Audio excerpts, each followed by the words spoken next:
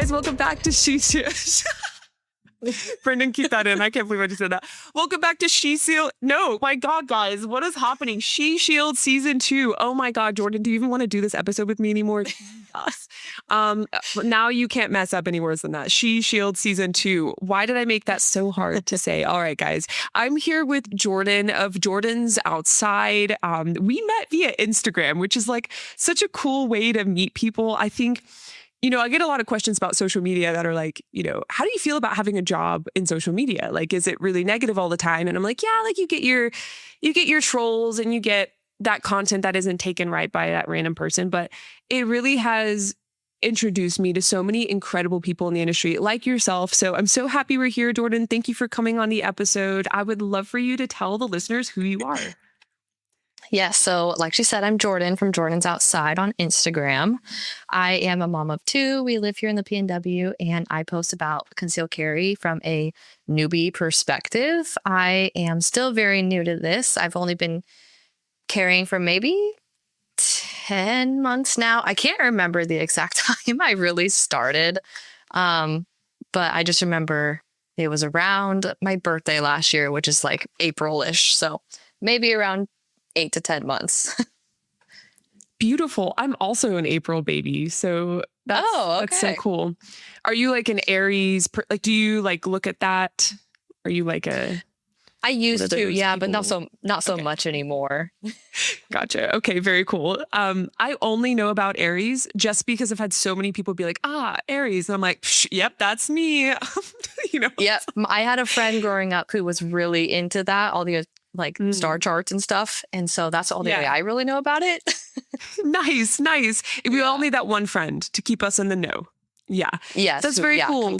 Compare us. Yes, absolutely. Well, thank you for introing yourself. I told Jordynn this before the episode, but for the listeners, first of all, her Instagram and all of her information will be linked in the show notes per usual. Those are the notes below the title. So if you'd like to check out her page while you're listening, don't leave yet because I'm really excited about this episode. Please do so. Something I really like about Jordynn's presence online is I think nowadays we all kind of are scared to be authentically ourselves. And it makes sense, right? Like social media has 2 sides. One side is, this is a place where we all have a voice. The other side is, holy crap, it is terrifying to put yourself out there.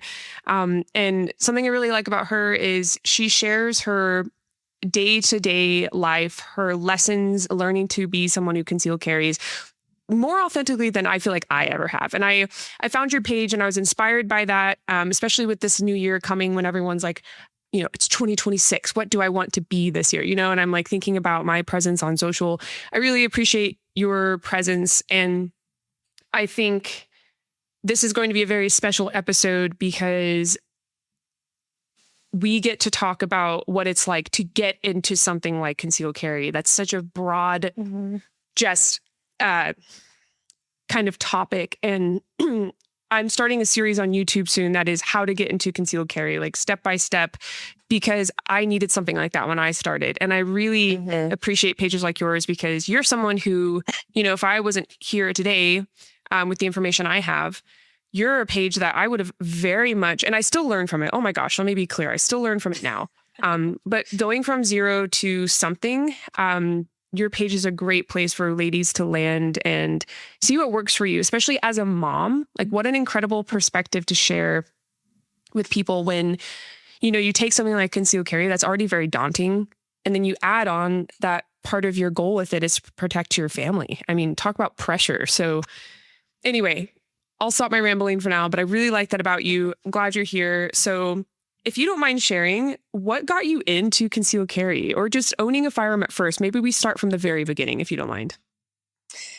Yeah. So I didn't have like a situation. I guess most people think you have some kind of trauma or something that happens to you to make you want to start carrying a gun. But I didn't really have a situation. I think it just kind of, I didn't grow up around guns either, but my husband and I have always had them. We went shooting when we, like around when we first started dating.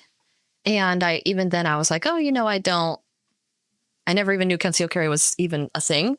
And then one day my husband did it and I got a little bit interested, but after I had my second son, I just kind of realized like, okay, I can't, it's easier to control one kid in a situation, but I can't really control two kids at the same time. So I need something to kind of help me out if I'm ever in that kind of situation. So then that's when my husband sent me, all the papers I needed to fill out, and I got my fingerprints done and I got my license. And from there, I started figuring out, where do I want to buy a holster? Who am I following that shares about holsters that are good quality? What gun do I want? All of the things that kind of just get the ball rolling from there. Absolutely. Yeah, you make an interesting point. There are a lot of people who get into this from a place of trauma, and while it's like sad, right, that they couldn't have come in a preventative time, kind of like you have come in. I think it's really wonderful that there is this industry to catch them, right? Like there are so many more resources even now than there was when I started. And I feel like, especially on the educational side, it's not just sharing and influencing and entertaining. There are a lot of people who have that educational aspect to them, and you can tell who those people are, when you look into it enough. So I don't think we should have to come in from a place of fear. I think it's really lovely that you came in from a place of prevention, and how lucky we are to do that. You know what I mean? I feel like I came in from a place of prevention myself, and it wasn't until I had a stalker and came from a little bit of a place of fear that my gun was on me every single day and has been on me every single day since. It kind of took that thing to get me from 50 to 100, but at least I got from like 0 to 50 kind of on my own with my own curiosity. So I think you represent that crowd that's coming in like, oh man, like maybe something didn't happen, but as a mom, you're wanting to be prepared. And yeah, I can't imagine having two kids, having to like wrangle them and everything.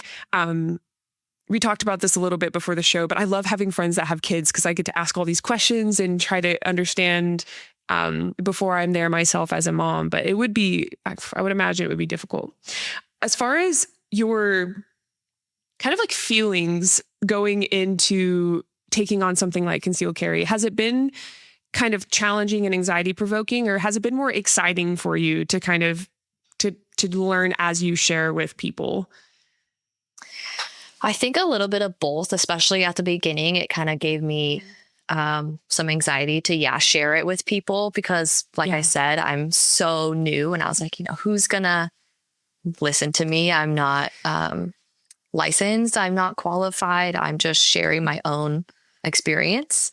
So I think that part was very scary for me at the beginning, but now I'm so used to it. And there's so many more people that are new to this than I knew, and so many more people that carry and don't and like aren't like professionals, I guess, or experts. So that part was reassuring for me to know that I'm not the only one who is so new to this, because I think when you look up concealed carry, like on YouTube or Instagram, whatever, when you're trying to learn about it, a lot of it just shows all of the instructors and the experts, which is so great for you to learn from. I follow so many like you, but they don't show a lot of the people who are still learning and like, oh, well, this one didn't work for me, but this one did. And this works for other people, but not for you. So it's kind of reassuring to find some other people like myself and to share that are still so new to this. Absolutely. Yeah. Oh gosh, there's so many directions I want to go in from here. Gosh. Yeah. You made a lot of good points. I think I actually found your page from someone leaving a negative comment, and I was like, oh, hell no. And I think I jumped in there and looked, I remember that. Girl, I've had my fair share of trolls, like, gosh, especially when I like left medical school for this industry, and I got some hella hate. Like I got a ton of comments about how bad of a person I was from going from an industry that like helps people to an industry that harms people. And I was like, whoa, hold on. That's a lot of black and white for such a gray thing. But I think what's really cool is what you just said. This is your journey. You're posting things as you learn them. It's not a cookie cutter, template for everyone else getting into concealed carry.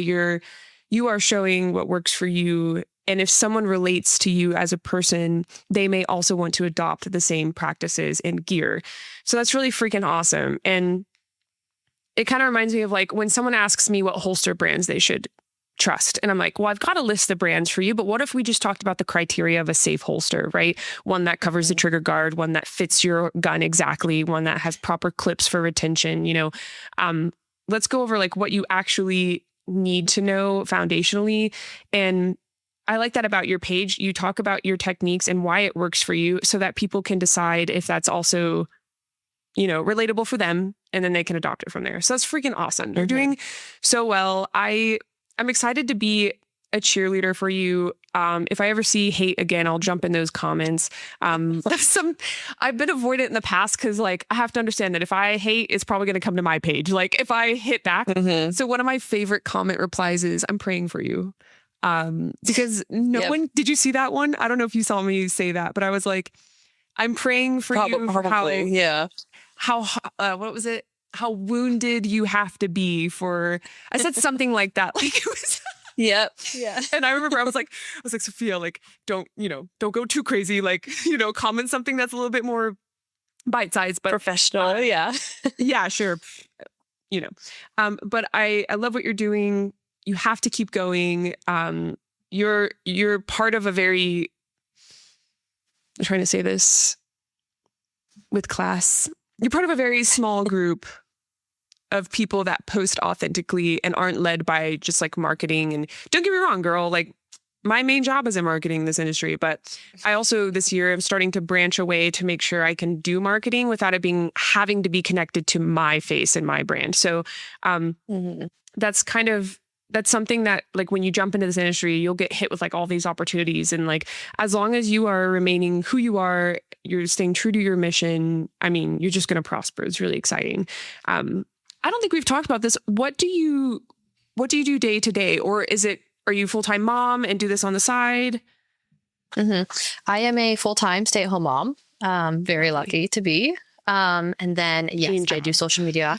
Yes, I do social media on the side. So I was able to kind of establish, how to be a mom first, and then be like, okay, well, I feel like I'm ready to kind of post my journey here and just see how it goes. I love that. Have you gotten much feedback from other moms?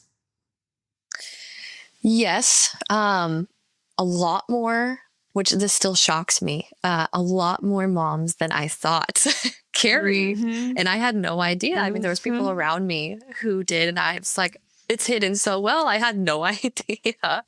That's so funny. I love that. But yes, it's both sides. So you get feedback, the bad side of what if something happens when you're carrying your gun, or, that's not a good example for your kids, blah, blah, blah. Or the other side of good for you. We're supposed to protect our kids. That's our job. Our husbands can't be with us 24/7. Like, that's our job to protect our kids. You're being proactive. So it goes both ways. Yeah, it absolutely does. It absolutely does. As far as like negative feedback goes, there are two ways I take negative feedback. One is like, I do reflect on my content and I say like, okay, was there a way I could have framed this a little bit better to like make sure I share it as my journey? And the way that I've just been doing that is my username is Fit for Via. So it's what fits for me, which gives me this like blanket of plausible deniability. Like you're coming onto my page to see what fits for me and you're commenting that you don't like it. Thank you for the algorithm boost, because nobody asked. You know what I mean? Yes, exactly. I think like it's all about framework, right? Like if you can frame feedback that way, then no one can harm you. Like I don't get the stomach drop anymore. I used to get this like terrible stomach feel and I would like go to sleep thinking about a comment, And now I'm just like, it's their bad. Yeah, So, it's their problem. Exactly. So hopefully that's, if anyone's listening and they're experiencing that, just know that someone told me this too when I started. They told me that one day I wouldn't care. And I was like, no way. Like I have way too much anxiety. I'm way too empathic. Yeah. Like I'm going to care. I don't give a shit now. You know what I mean? So like now it's very different. Yes. Exactly Yes. like you said. One of my favorite comments back is just be like, okay, well, your hate comment boosted my video. Thank you. Like that's 1,000%. And don't you yes, love you when just they stop comment caring again? eventually. Yes, and it's like this long. Yeah. Yeah, it's like a page and you're like, all right, bro. It's like, Yeah, I wow. love it so much. Exactly, exactly. Um, that's so funny. Okay, so tell me this. I like that we're having the social media talk because that's actually one of the reasons I wanted to start the podcast. Like, I felt it's kind of lonely, like, I Mhm. don't think people Yes. realize that. Like, you're talking to such a big crowd, and then very rarely do you get like these like one-on-one interactions like we're having right now. And so it can be isolating, it can be discouraging. And my hope is like if someone, especially if someone like a mission like yours listens to this podcast and hears like this is very normal, this is how it is to get started, um, then I hope they feel validated and I hope they feel encouraged from it. And that's the goal of talking about this, right? It's not to like shit on random people. It's to say that like this is kind of how that is when you want to share your journey, to help people. My joke is that you could have a veteran puppy cupcake shop and an Instagram page for it, and people would shit on you. Like, you know Yes. what I mean? Anything. It's literally anything. Anything. Whatever they pick that day. Yeah.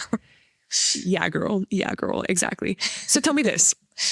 For let's say like a mom listening, because actually I'm also a firearms instructor and I speak to a lot of moms, and it's hard sometimes without having that true perspective. They'll ask me off the bat, they'll be like, are you a mom? And I'll be like, no, I'm not.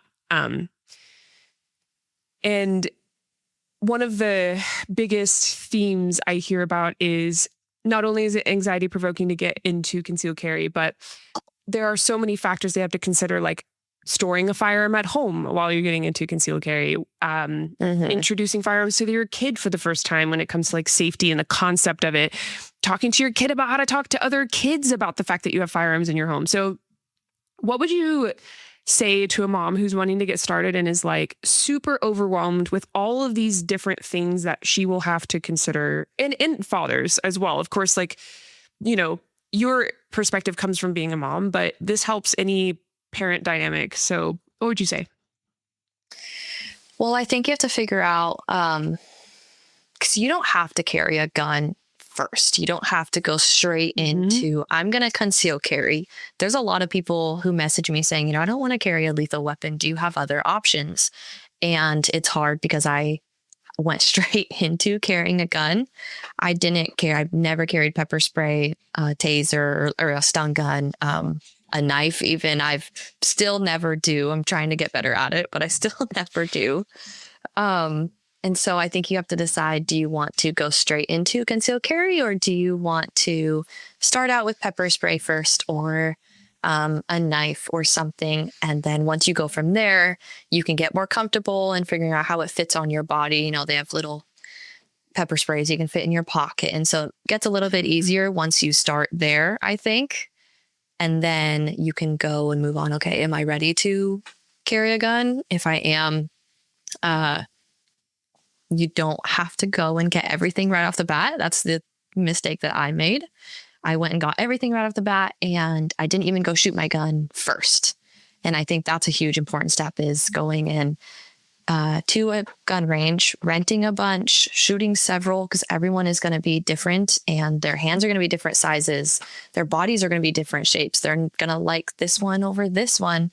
This person recommends this one, but you hate it. So there's so many different options, which is so nice that we have all of these different options. So go shoot several, take several days to buy it, and then figure out the one you want. And then you can go to holsters and figure out all the other ways to carry, but you don't need to jump in to carrying first. You can start with the little things. I love that.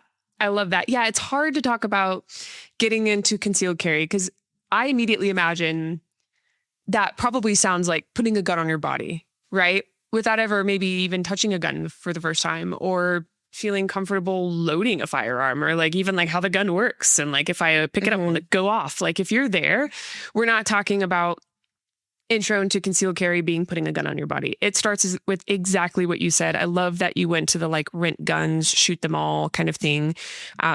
That's a really lovely place to start. That's my go-to for people. So love that you said that. That's freaking awesome. Who showed you how to shoot a gun first?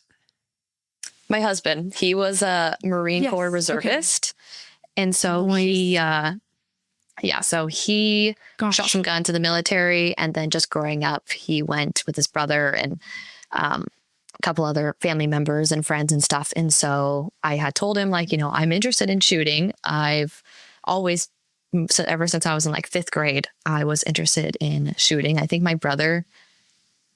was in 5th grade. My brother got me a pink BB gun for Christmas because I've always been interested. Awesome. And so, my husband and I went to a shooting pit and taught me how to shoot. And I remember now looking back at those videos thinking, wow, my stance is horrible. My grip is horrible. And that was several years ago. So luckily I'm learning now.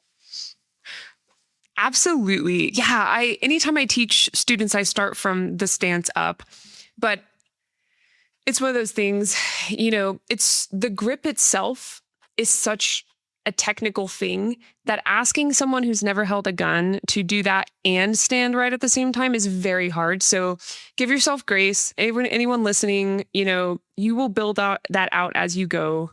It's a constant journey. Even your concealed carry methods are going to change.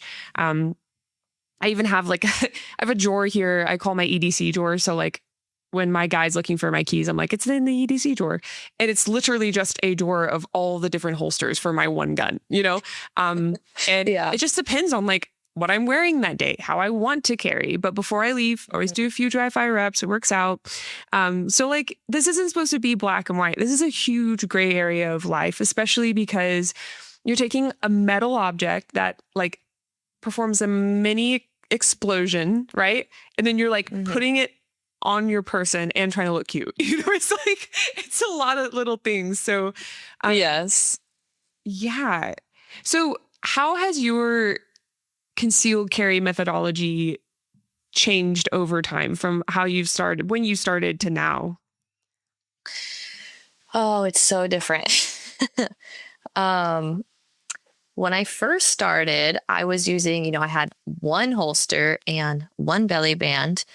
And like I said, it was maybe around like April or May is when I first started. And so, in the PNW, it's still pretty rainy and cold. And I was able to still wear like bigger clothes, I guess, or like flowier shirts, so I could hide the belly band. And also I carry a larger gun for my smaller framed body. And so that in itself has been a huge challenge. But yeah, for probably 6 months, I only used a belly band and one holster. And now I have I think I have 5 or 6 bags that I use for carrying that I rotate out. And I have 4 different holsters now. And I added another belly band in. And so it's grown a lot because I think you have to learn, like you said, what am I wearing that day? What's the weather like? Is this going to print too much in this outfit? Do I have to change my shirt or wear a coat or a flannel over it? And so, like you said, you just got to pick, I guess, what you're going to wear that day, and then the right holster that can not show too much printing. Absolutely. Absolutely. So how do you manage going from one concealment method to the next, maybe day to day, or maybe even, I don't know about you, but I sometimes change my method within one day 3 times. Yes, I have done that before. Yes. Yeah. So if I guess day to day as a mom, if I have to go to the grocery store, I like to usually wear my bag because then I have an extra pocket for my wallet and my keys. And so then I can just have my bag on me. But then if we're going for a walk, and obviously it's winter right now, so if we're going for a walk, then I'm going to wear a sweatshirt and maybe a bigger coat. So then I'll wear either my bag or a belly band if I feel like wearing that. And then later on, if my husband gets home and we want to go somewhere, or I have to go somewhere else later, I'll either switch it again, maybe to a different bag. I'm like, oh, this one's too big, I want a smaller one. Or this belly band doesn't work in this outfit, I'll switch it to this one. So yeah, there are times when I have switched like 3 or 4 times in one day, and I feel crazy doing it, but sometimes it's just how it works out. Absolutely. That's the reality of it. And also, there's no standard for like, someone could argue, well, then how are you getting that repeatability and that consistency? And it's like, well, like, if I'm carrying it, I'm at least training with each method X amount of times a month, dry and live. I have my own built-in standards, and like, that's all that matters. If you have your own standard that involves some sort of training to help you transition from one method to the other, like doing 5 dry fire reps before leaving the house, unloading your gun, drawing your concealment garment, trying to feel the difference in that thick flannel compared to that thin t-shirt you had on earlier. If you kind of set that standard for yourself, then that's it. That's all you need. And even if you don't do that and you're in a rush, you're a freaking mom, I'm sure you don't just have to put your own shoes on, but you have to help your kids find their shoes and put them on. I'm assuming that's how that works when you're a mom. I'm not a mom yet, but anyway. Yep. That's a lot of stuff to do before just getting out of the house. So yeah, there is no black and white answer. And, that's the point of this podcast. It's to help people see the nuance of the industry, the resources we have, and ultimately just like have the conversation that goes beyond a 30-second reel. So really happy you're here to do that. Okay. What is this gun that's so big? I want to know. I carry a Smith & Wesson. It's a Smith & Wesson 380 EZ. Oh, nice. Very cool. I bought that for my mom a couple years ago, actually. That was the gun that I was like, Mom, you must have this. Cool. How do you like it? It's been a great first gun, but I'm looking for something different now without so many safeties. I have the the grip safety and then the thumb safety on it. And when I first shot it, so I didn't buy this gun for myself. My husband bought it for me, which is I'm grateful for. But another reason why I always tell people, like, if you're getting your first gun, go shoot several, because I love mine. But looking for something different, because like I said, when I first shot it, I didn't like the grip safety on it. But now I think that it's helped me maybe get used to having a better grip on my gun. Nice. And then so I go back and forth. I love it. Yeah. Sometimes, but then I hate it other times because it is kind of big to conceal on my smaller frame. So like I said, looking for something different, but it's been great so far. Absolutely. No, I think that's a great perspective to have. I have only shot it a few times, so I don't have that like repeat exposure to it. So I'm really glad that you shared that it's helped you with your grip. I'm someone who doesn't like any safeties. Like even when I ran my rows while, Lena was part of rows and I was part of rows, I always had my safety disengaged because I don't need one right now. I don't feel like I need one. It could be different when I have kids.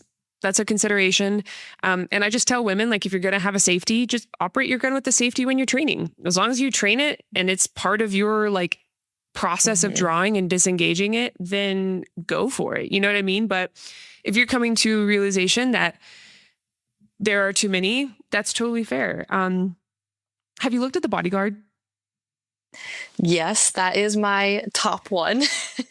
Okay. That I have been thinking about getting, and I've talked to so many people about it, and so I need to just go and shoot it eventually. But yeah, most of the people say that they love it.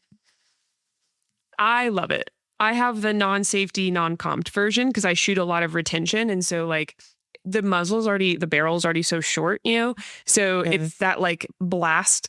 Having a compensation on that would just like make it so much more blasty. These are obviously official words. And so I do recommend you shoot it first. I bought mine before shooting it.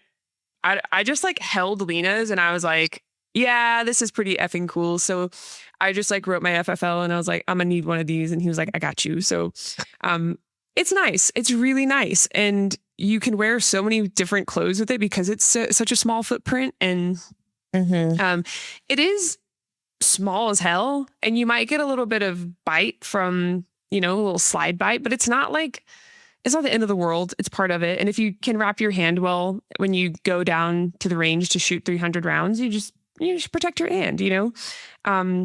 Hopefully in a self-defense scenario, you don't need more than 12 to 15 rounds, so it'd be okay if you have to use it defensively kind of thing. But I think it's a great firearm. I'm very surprised. Like Lena showed it to me and I was like, 380, I'm like, I was one of those like shitheads that was like, no, 9mm, and then I was like, all right, once I actually looked into the improvements we've had nowadays with 380 defensive ammo, I was like, all right, I'm being ignorant. So I think it's really great that you're looking into that. Do you have any others you want to share that you're looking at? I'm also looking into the Springfield Hellcat, but Nice. I've gotten back and forth, people saying that they like it and that they don't like it, which that's going to be every gun. And so I need to just go and rent both of them. That's been my plan to do for a long time, but makes it hard to go to the range with 2 kids. Totally fair. Oh gosh. Yeah. I bet that would be really hard. Yeah. Yeah, that would be really hard. I can tell you right now, I'm going to be really biased and say I have a really good feeling if you just want to pull the trigger with the Bodyguard, I think you'll really like it. And you're used to the Smith & Wesson kind of like ergonomics. What's it easy? Yeah. So I think you'll be very happy. I can't speak to the Hellcat. You're not even asking me. I'm just like over here like vomiting this at you. But I do have a lot of students that like the Hellcat. I need to get my hands on it. A lot of people have talked about it with me, and the whole time I'm just like, very interesting. I can't contribute. But yeah, good for you. And you're being a great example by saying, I just need to go pick him up and shoot him. Like if you had never shot before, I would say, yeah, maybe definitely go try the Bodyguard. But if you kind of know, if you feel comfortable with easy and you maybe don't have time to get out and try it, I don't think it would be a purchase that you would regret just because it's just so solid and it's so tiny. It has its own applications. This episode of She Shield is brought to you by Right to Bear. You've probably heard me say that self-defense is more than simply carrying a firearm. It's awareness, avoidance, and preparation for anything that is to come your way. And that's why I'm partnering with Right to Bear. They stand by defenders like you and me. You'll receive benefits like expert witness support, psychological care, gun replacement, and even protection for other lawful self-defense tools like pepper spray, knives, and even your hands and feet if you have to use them in a struggle. What sets Right to Bear apart is that they are dedicated to education and immediate legal response. In case you do ever have to protect yourself, you have access to a 24/7 attorney-answered emergency hotline so that you are never alone. What I love most, though, has to be the personal connection that Right to Bear will have with you as a member. For example, Frank, the president of Right to Bear, will give you a personal phone call when he hears about a claim being filed. That level of care in the industry is extremely rare. If you carry,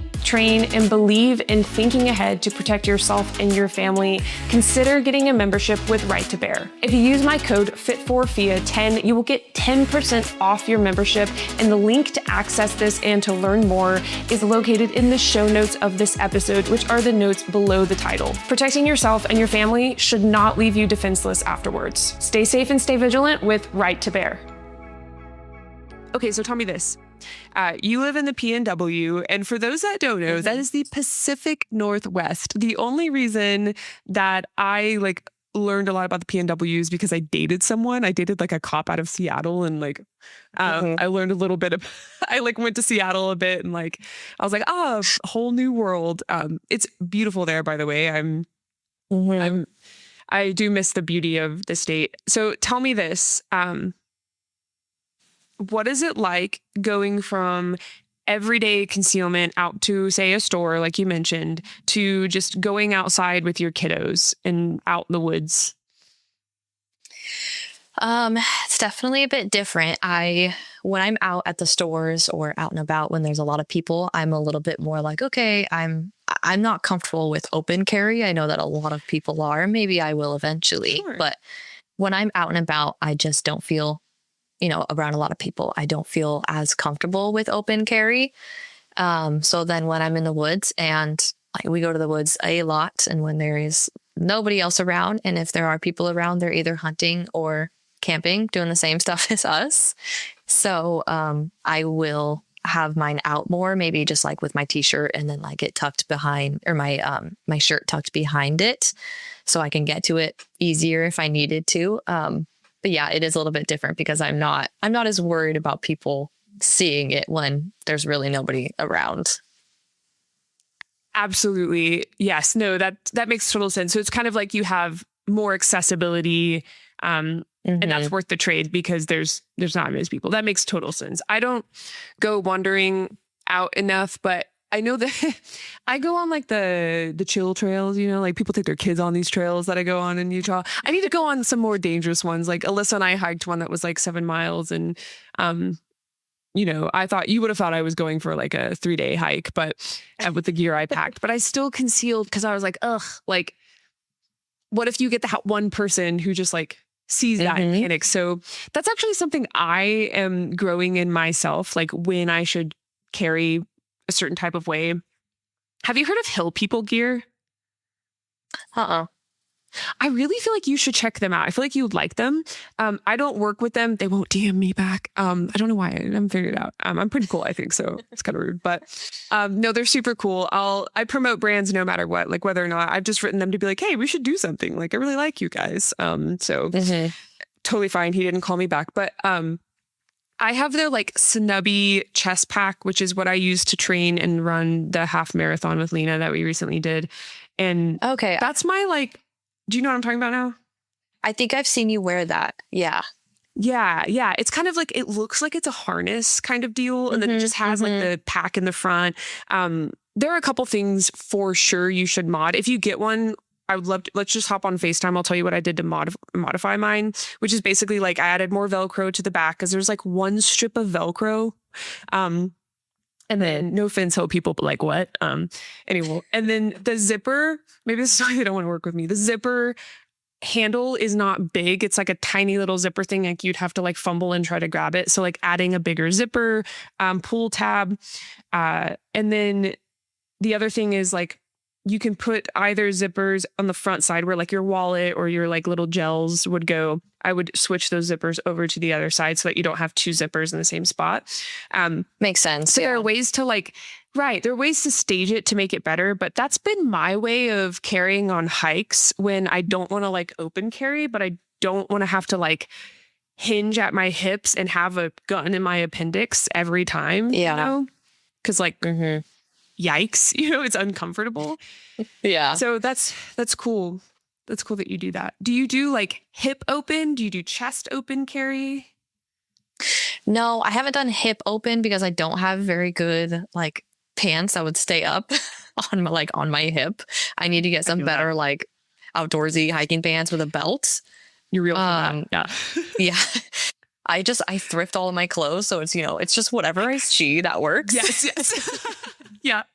Yeah. So I just appendix carry it, and then hopefully it stays up and works out. It hasn't failed me so far. Yeah. But I have been. I actually have some Invader concepts. Have you heard of them? That sounds so familiar. They have like the chest holster. It's open. It's an open carry chest holster. Yes, I have some of those on the way. And so I'm excited to try those out for when we go hiking and stuff like that, because I feel like, the trails that we go on, because we just drive down forest roads that are near a river. And then that's how we find all of the spots. And there's never anybody there unless they are hunting or camping. So I'm excited to use those and, figure out how to open carry more and just get more comfortable with it on my body being out. And so, yeah, I'm excited for those. Yeah, that is exciting. And I think a way that I've been more comfortable with like a hip open carry or something, which I guess it wouldn't be open carry in this sense, but like if I have a jacket or a flannel, I will let that like come around it. And then the clearing for that is so much more simple than like having to grab a shirt, draw it up, and lift it up from that position. Yeah. So I think it's really cool that you're trying that out. I'm excited to see what you share online. Prepare yourself for the amount of people that are going to poop on this idea, but like, do them. I don't know what you need. They don't know what you need. Yes. They don't understand. It doesn't matter. And also, you're here to talk about, like, there are a lot of safety considerations for open carry. Like, like, if you're open carrying and you do come across a person, like, the distance you might keep from them will be a little bit different than if you were maybe concealing, or, like, theoretically you'd keep the same distance. But there are a lot of things that you will do to, like, adjust to open carry that, like, just a lot of trolls aren't going to understand. But I think it's really cool, and I'm excited to see how you do it, because I'll probably, like, adopt whatever you try out and like. I'm really open to ideas right now with no pressure. When it comes to, like, I'm also going outside more. So that's super cool. That's exciting. Nice. Yeah. And like you said, I'm sure there's going to be lots of hate comments, but it's not always people that I am worried about. Like I said, live in the Pacific Northwest, where there's lots of animals, lots of mountain lions and bears and grizzly bears where I am. And so you just got to be aware of both. And I think that's a huge thing that people don't think about is, it's not just people, it's also animals. Absolutely. Yeah, that's actually such a new concept to me. And to open up this topic, I'd love to tell you a story. Lena and I were out running, training for a half marathon. And anytime I wear my Hill People gear pack, I have pepper spray on. So, like I told you, I keep the front pocket zippers to the left because the main access zippers on the right. And I have my pepper spray clipped and staged right in the front to where I can literally grab it like so. And well, that's now. But this time we were running. This lady's pit bull saw us running, and literally this pit bull ran up this hill. So, like, the place we were running at, we haven't gone back there just because it was, like, really rough we ran our 9 mile there. So it was a lot of, like, it was pavement, so a lot harder than, like, a trail. And there's this big hill, kind of like a reservoir kind of thing. It might have actually been a reservoir. And there's this, like, hill going up to the paved path, and then it goes down into, like, the water that is in a reservoir. I don't know if that's a lake. All right, moving on. I'm a bad storyteller sometimes. Anyway, so we're running, and I see this pit bull, and I'm like, no way that thing's gonna, like, basically jump up this hill to come get us. And it does, right? Comes up, it's barking. The owner is saying, like, sorry, like, preemptively, like, she can do it, like, ma'am, Alina is, like, yelling at the owner to come get the dog. I'm, like, fumbling in my chest pack for my pepper spray, and I grab my inhaler, like my asthma inhaler, and I'm still running, like, trying to get this. Lena has turned around, faced the dog, and is, like, yelling at the dog. And I'm like, Lena, we need to run. And she's like, you don't run from a predator. And I'm like, ah, and I'm, like, panicking. So, and mind you, we're, like, 6 out of 9 miles in. So it's like, we're exhausted. And, like, if you stop, you almost have to stop the whole time. Like, we're trying not to stop running. And that's another reason I didn't want to stop. But we had this discussion after, and she was like, have you never, like, encountered an angry dog? And I was like, no, but that's, like, why I carry pepper spray, like, for that concept. She's like, yeah, if they're, like, a natural predator, you're not supposed to turn away. Like, you're supposed to be big. And it's just not something that I, like, understood. So, like, imagine your everyday consumer of, like, your content being me. Like, I'm over here, like, keep running, you'll outrun that pit bull, like. So you'll just have to, like, educate people. And, like, I'm excited to learn more about that through you, because I am still so new to that. And I learned a lot that day from Lena. I mean, like, what a way to learn. But luckily she has experience living out in Louisiana and, like, traveling as much as she has to be able to take lead on that. But yeah, so tell me, what are the top animal threats to you? You just mentioned them, but would you go into a little bit more detail there besides men? Yeah. Yes. There are a lot of mountain lions and bears, especially recently. We've had a lot more mountain lion sightings that are only, like, maybe 30 to 40 minutes from us. And then my parents have one that lives down the road from them. And so then I've seen, like, not seen spotting or sightings of, but I've heard about my entire childhood. And so I think mountain lions would be like my biggest fear and like maybe the biggest threat right now, because you hear about more of those kind of attacks than you do a bear. But they just had, Yeah. I think, I can't remember if they did it specifically in our area or not, but maybe like an hour or two from us, which is always where we travel, like an hour from where we live, they had released some grizzly bears. And that terrifies me completely. I mean, there's no stopping, no, you know, running away or like looking big against a grizzly bear. And yeah, probably a mountain lion or grizzly bear are our biggest threats when we're Yeah. out there. Sure. And do you ever carry a shotgun? My husband does. Okay. When we go out, he brings, this is only sometimes, it depends on the place where we're going. If it's like Okay. if it's duck season, or he can go grouse hunting, then yeah, he'll bring his shotgun or 22. Yeah. But yes, and we would like to get a revolver eventually, one that I can use in like a chest holster and open carry with, for like bigger hikes that we do with our 7-year-old this summer. But yes, eventually, every now and then, depending on where we go, he will bring his shotgun. Okay, very cool. Okay, this is super random, but I want to talk to you about this because this is cool. So we talked about before this, like one of the first things you said to me was like, I'm not a competition shooter. And I was like, yeah, girl, like you don't gots to be, like you get to do competition if you want to do competition. And I got into competition shooting because I wanted to get better at handling my firearm. And what better way than when someone says, hey, you're going to run and shoot, you're like, oh, all right, cool. I need to work on some shit. So like, that's what USPSA did for me in the pistol realm. And then I've been lucky enough to train shotgun with Lena, training and planning to go to Worlds this coming November in Greece. It's been a crazy journey, but it all comes back to like, I've always been interested in defensive shotgun use, but I haven't really known where to start. Like, where the hell do you start? And pistol, there's a ton of education out there on like getting started with pistol, but like shotgun, I mean, talk about even less. And so one of my goals this year is to roll out some education on like getting into defensive shotgun use. And there's a brand I'm wanting to do that with that'll be hopefully announced within the next few months. But I was talking to my guide the other day because we went to there's a jet passing. If you hear a giant jet, that's because I live near an Air Force base. So sorry.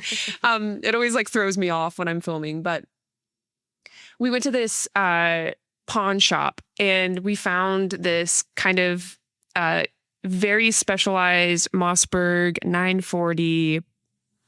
Forgot the name of the people that did the trigger job and all this stuff, but it's a specialty shotgun like job on their 940 platform, which is a really solid 12 gauge platform pump action, right? And I bought it because I want to hang it on my wall. Like I've never been that kind of person that like wants to put a gun on my wall, but this is the first one because I'm like, that's such a pretty gun. And my guy was like, hey, like I have one like this. And I was like, oh, what for? And he was like, I like strap this onto my pack if I'm hiking in X location. And I was like, I didn't even think about that. So there's I think it's called the Shockwave. It's the Mossberg 940 Shockwave. It's like their stockless shotgun. And I really want to get one and like rig it out for when I go hiking and stuff because I can't imagine a situation with a bear. Like talk about just having to go I can't imagine. Like what is protocol besides I know there's bear spray, but like what do people normally carry? Is it a 10 millimeter pistol? Is it buckshot shotgun? I have no idea. I don't know anyone else who really goes and, does the kind of stuff that we do. None of my friends carry. I'm trying to get them into it. So I don't know. And I've been on a couple of hikes where we've had to worry about bears or mountain lions, but we always just bring my gun, which like I said, it's just a 380. And then my husband has a 40. So those are just the things that we've brought. But yeah, if we go anywhere else, like more, deeper into the backcountry or something, then definitely going to do more research on what to bring. Obviously, bear spray and a Yeah, firearm. But yeah. absolutely. Man, I'd love to it'd be really cool if you're down. If you want to come down to where I live, I'll tell you more specifically where I live off the show. But I live near Salt Lake City in Utah. If you want to come down and not only do some pistol training, but hopefully by then I will have figured out the Shockwave, the stockless one, because I think that'll be super simple to dude. Like I think you could just put like a sling on it. I think you could put a sling on it. And if anyone's listening and you're like, wow, she doesn't know shit, I really don't. Like, this is me guessing based on my competition shotgun journey. So give me grace here. But I would think you could throw a sling on it, have like a couple rounds chambered. I don't know the mag capacity, the tube capacity on this, but I want to say it's like 7. You could have like a couple there, a couple slung to your body. And I would think that would be a really freaking solid setup for out there because I really like the Mossberg safety on the 940. It's like, I don't know if you've seen it, but it's on top and it's a thumb safety and it's not easy to engage. Like you have to be diligent. Like you have to engage it. Like it's not just going to turn off. And it's pump action, right? So like you could literally like load around the second you turn it. Like you could, and that all comes down to manipulating your gun and training with it. But I wonder if that's going to be like, gosh, I'd love to see you like share some of that stuff. That'd be cool at some point. Sorry, really random side note, but no, that's okay. Yeah. Good stuff together. Yes. My son just had a birthday, my older son. Awesome. And this whole last summer was, we would take him out to the woods and he would go and shoot. My husband's 22. He would go shooting with us and see us going shooting. And so we were kind of giving him some exposure to it. And then, we got him a 410 shotgun for his birthday. And so, yeah, he was able to get that. And so back to like your sling that you were talking about, because it's kind of heavy for him. I don't think my husband was expecting it to be as heavy. And he's kind of a smaller 7-year-old. And so we're like, like, we need to get him a sling. And so I didn't even think about that. But yeah, like some kind of sling or something so that you can still have your hands accessible for, in my case, the kids, or if I need my pistol or something. Right. Why not? Why not? Why not? That's super cool, man. Well, that's freaking awesome. I'm excited to hear that. What is it hear about it once you look into it? Sorry, my brain we went to the next topic in my brain. So tell me this, what has it been like exposing your kids to firearms? It's been great, actually. I was a little worried about having to teach, like, I was worried about being more on them about like, you don't touch it. It's only mamas, and obviously we're very safe. We don't leave it laying out on the counter and stuff like that. But when we go shooting, we've only taken them shooting with us a couple of times when you couldn't find a babysitter.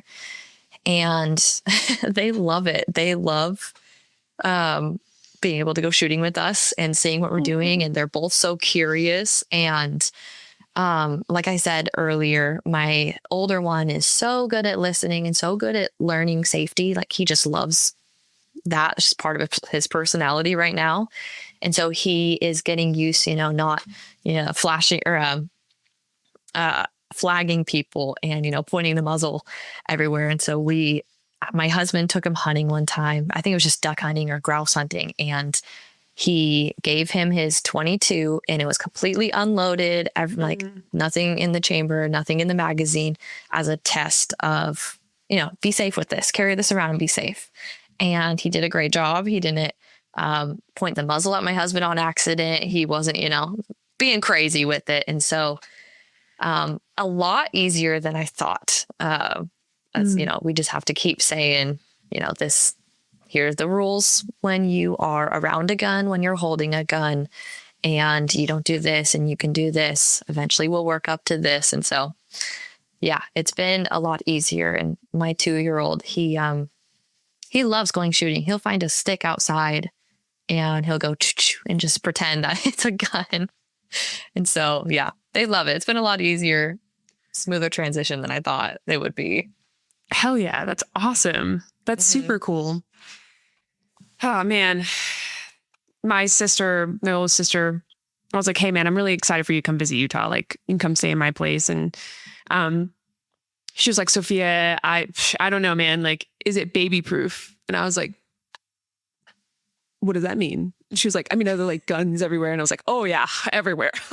And ammo and knives. You're right. It's not baby proof. We had to have like this whole thing. And she was like, listen, I could visit, but like, it's going to take you some time to prep your house. And the day will come where I can't and I don't leave loaded guns laying around. I just, like I'll dry fire and I'll lock the slide back and I'll set it down. Like there are guns around, but yeah, that's good to know. I had someone come on and talk about, gosh, who was it? I want to say it was Melody Lauer and I believe Tatiana Whitlock. They both kind of made comments on this, something about basically how to judge when to talk to your kids is less about their age and more about their maturity. Would you agree with that? I guess it kind of depends on what topic you're telling them about with, my kids are 4.5 years apart in age. With my 7-year-old, I'm able to obviously tell him, here's gun safety. Here's the rules. Here's our specific rules. You need to follow them or you can't hold or shoot a gun for a long time. I can hand it to him and he will learn it pick it up easy, because he is old enough to know. And we were doing this when he was maybe like 5.5 and 6. But then my 2-year-old is a crazy, crazy child. Obviously, like because he will go and shoot the 22 with my husband. My husband will hold it and my 2-year-old will look through the sight or through the scope. Aww, and cute. And try to pull, squeeze the trigger if he can. But then, he can't, his brain maturity wise can't understand enough yet to know the gun safety. So I want to say maybe when they're like 4, depending on everyone's kids are different. Maybe when they're 4 is like a good age to start introducing it. We have a little rubber band wooden gun that they got for Christmas a couple of years ago. And so I was even thinking like, okay, when my youngest is 4, we'll start teaching him, you don't point it at people, you keep it down, and it's check if it's loaded. And so all the little things. Yeah. But yeah. Absolutely. I really like that answer because it's kind of just like, one, it's so subjective to the kid. And 2, it's like there is no rule book. Like there are some really great resources. Julie Golub actually wrote a children's book. She came on during my Shot Show series. And that episode actually will have been posted by now, but by the time this episode rolls out. And the book is all about like how to orient parents, then orient the child. And like, it's really great that there's a resource like that. I bought it for my sister for Christmas a few years ago and she had her first kid. And yeah, I would imagine that is an incredibly nuanced area of firearms, like talking to a child about it. It's a whole different thing. So I appreciate you sharing your perspective. And I hope any parents listening feel that like that grace, towards that topic, because I'm sure it's a daunting one. Exciting but daunting, and I like your framework that it's like you're like not as hard as I thought it would be. Like that's really lovely. That's awesome. Mm-hmm. That's great. I'd love to know, how often do you train with your concealed carry setups? Like, what does your training regimen look like, live fire and dry fire, if any? For live fire right now, whenever we can. We don't have a huge village where we live. My mom also has 2 I have lots of siblings, but right now the ones that like need more attention are my 2 youngest ones. And so she's not always available to watch our kids. So I want to say right now we try to go maybe once or twice a month. I'd love to go more often, but we can't we don't always have the time to go shooting to the shooting pits there. But dry fire, when I first started, I definitely didn't dry fire as much as I should. I didn't know the importance of it. I didn't even know really what it was. But now I actually have a laser dry firing system from Strikeman that I got maybe a month or 2 ago. And I have been using that, and it's been so much more fun than just, unholstering my gun and dry firing. But I want to say recently I've been really bad at dry firing, but maybe once to twice a week, I will dry fire either, when my kids are watching a movie, or I'll use the Strikeman. And then, of course, every single time I am putting my gun on and about to leave our house, then I will, dry fire a couple times and make sure that this outfit works, or this bag works with this coat and whatever. I love that. That sounds like a super healthy balance of training. I really like to hear that. It's hard on my side, it's hard as a creator, and like I shoot enough, I was gonna say so many disciplines, but enough for me to be like overwhelmed when I go to the range. I'm like, well, I want to shoot my USPSA gun. I want to shoot my concealed carry gun, my shotgun, my rifle. There are so many things to train.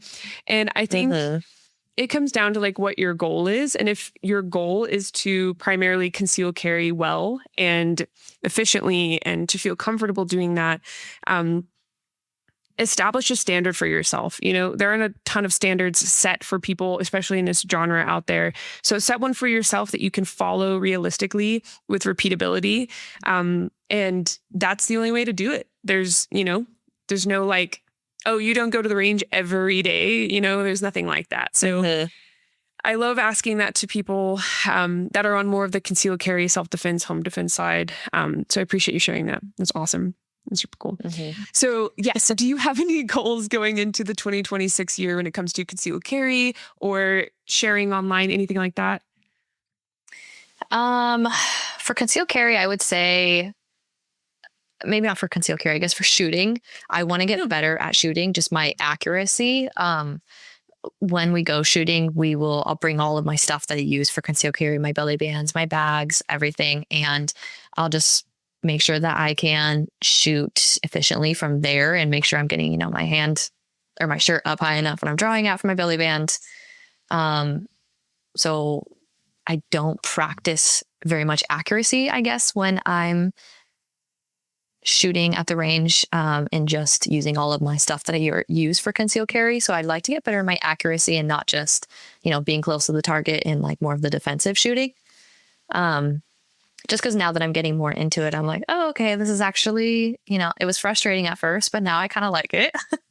Great. And so yeah, I'd like to get better at that. And then with my social media, I would love to reach more, maybe moms specifically. I have so many women who follow me already, and a lot of them are moms.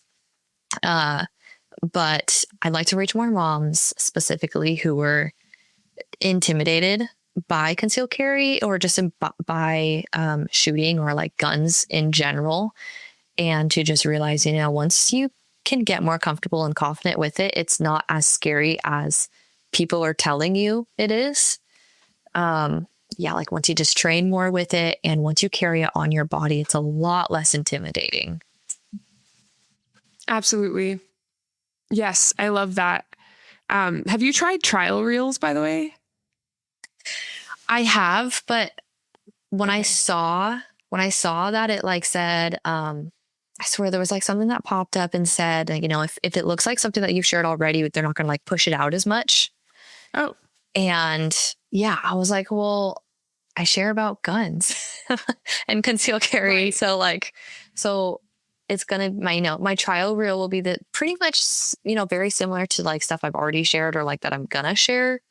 And so I have 3 or 4 of them right now going, but, they're just basically the same as like my concealed carry stuff. So I don't know if they're not getting pushed out as much, or they're like my older videos that I put on there to see, to reach more people. But I said last night to my husband, I was like, I need to do more of these. I feel that. I wonder if they mean if you just repost the same video. I don't think it's the same like content, like as far as like guns or concealed carry. So I don't know, but I've been playing with them a little bit. That was more out of curiosity, but no, that's, try it out. Let me know how it goes. It's an interesting concept. Instagram's always doing something fun, but okay, very cool. Gosh, we've gotten to cover so much. This has been an awesome episode. I always joke that like podcasting is my little selfish endeavor. I get to talk to who I want to talk to. I get to ask the questions I'm interested in asking. It's such a fun place to be and a fun little job to have. I'd love to know, before we end the episode, what would you like to leave the listeners with today? Kind of just what I went off of a little bit, I guess, of like carrying and shooting a gun is not as intimidating as the people. So, if you have people in your life telling you that it is, it's just not as scary as they're making it. Like I said earlier, just going to the range and shooting a bunch, or just even if you don't want to go to a range, because sometimes that can be kind of intimidating as a beginner. All the people watching you, all the other people shooting.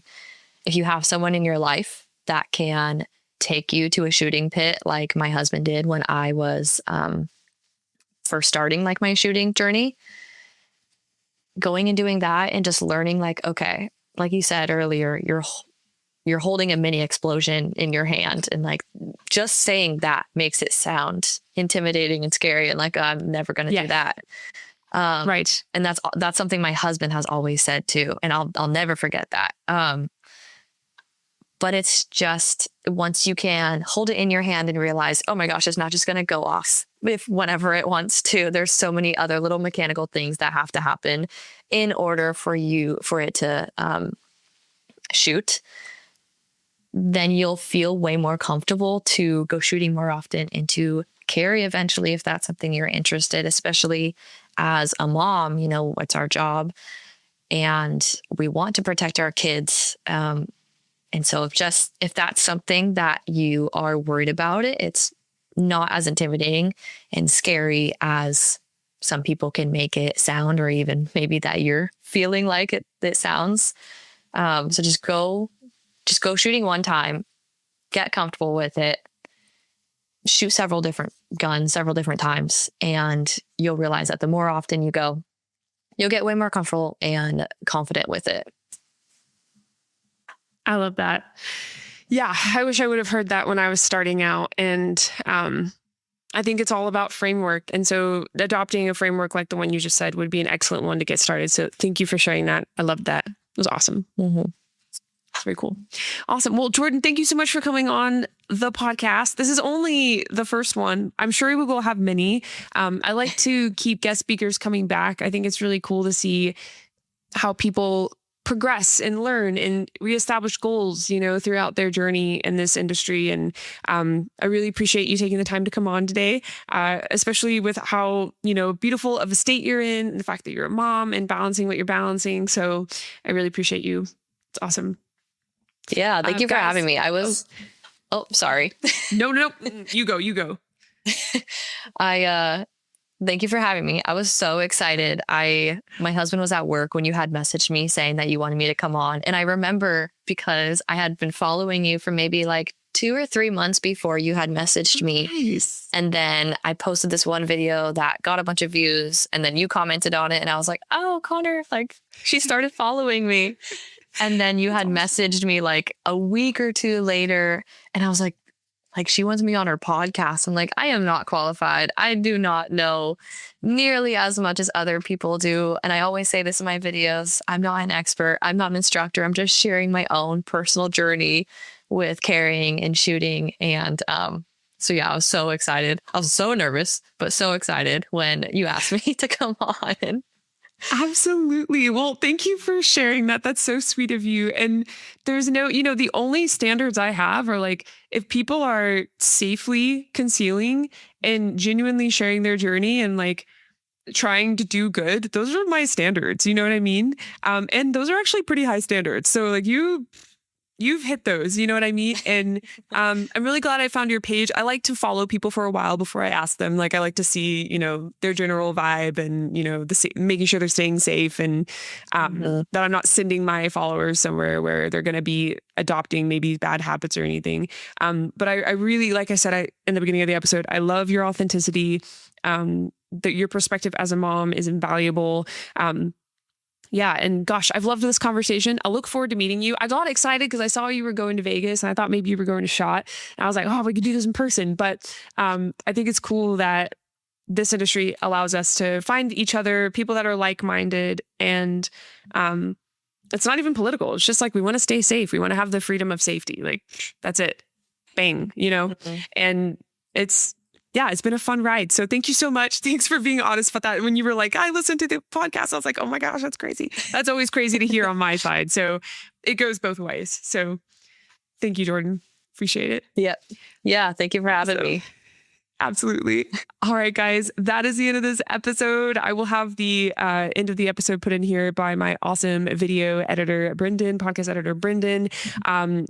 If you guys want to check Jordynn's page out, again, her information is linked in the show notes, which are the notes below the podcast title. If you haven't, rate the podcast, you guys. That's how we get out there. That's how we get seen. If you can hit those 5 stars, that's even better. Thank you so much for listening today, and we'll see you in the next one. Stay safe and stay vigilant.